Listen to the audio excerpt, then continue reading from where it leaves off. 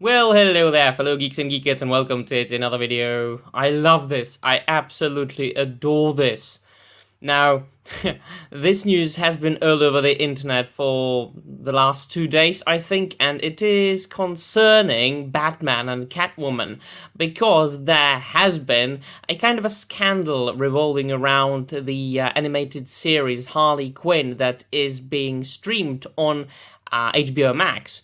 And the two or some of the creators, or two of the co-creators, they wanted to include a scene in it in which Batman would, well, orally please Catwoman.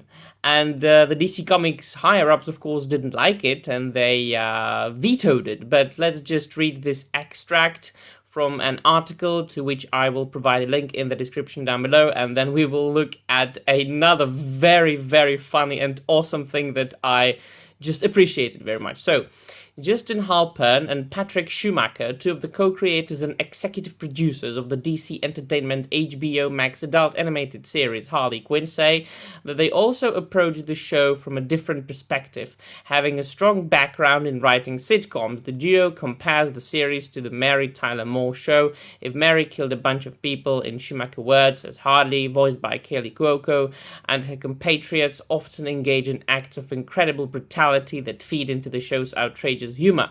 Harley Quinn is also unique among the current crop of comic content that is its main character and all of her closest allies and villains rather than heroes in the DC canon. That allows the show to do different things with the characters that heroes simply cannot do, at least according to DC.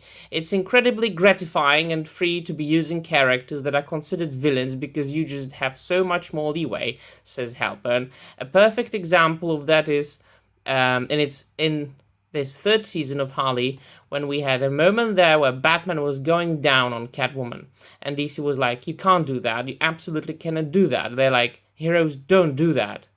So we said, are you saying heroes are just selfish lovers? They were like, no, it's that we sell consumer toys for heroes. It's hard to sell a toy if Batman is also going down on someone. Alright, so first, let's look at this picture, this tweet that Zack Snyder, the the director of films such as Batman v Superman or Justice League, Man of Steel, and what was it? The Watchmen, tweeted. Look at that! I love it. I absolutely adore this, and the description goes canon, and I think that's absolutely hilarious. I do agree with Zack Snyder. Do you know why? So they can make every single superhero gay these days. They can change a superhero that has been a straight white male for 70 years. They can suddenly turn him into a black gay man or a black lesbian woman. But you can't depict Batman eating out Catwoman in a adult-oriented TV show.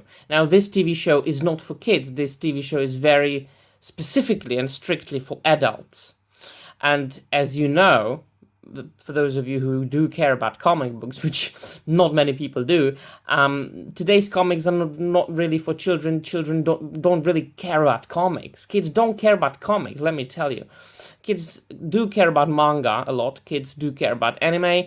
Kids do care about Marvel films like The Avengers. But they don't really read comics, and they don't read Batman for sure. So I think that, this would drag the attention of the audience, and I do agree with this. If I were Batman, and if I were dating Catwoman, I would most certainly do this.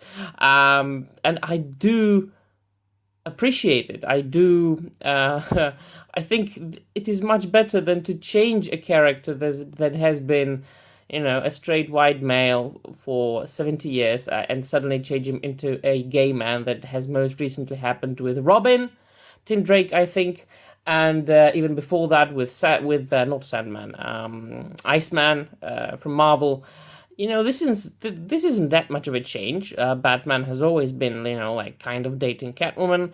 They were almost married once, in the atrocious, horrible run by Tom King. So, you know, they are a couple, and, you know, when you are a couple and you do these things, so why not? So let me know in the comments down below what you think about all this, and what you think about the response of Zack Snyder, which is absolutely hilarious in my opinion. Let me know in the comments down below, and thank you very much for watching. Don't forget to dislike this video if you didn't like it, or like this video if you did like it, and that will be all. Thank you very much once again, and bye.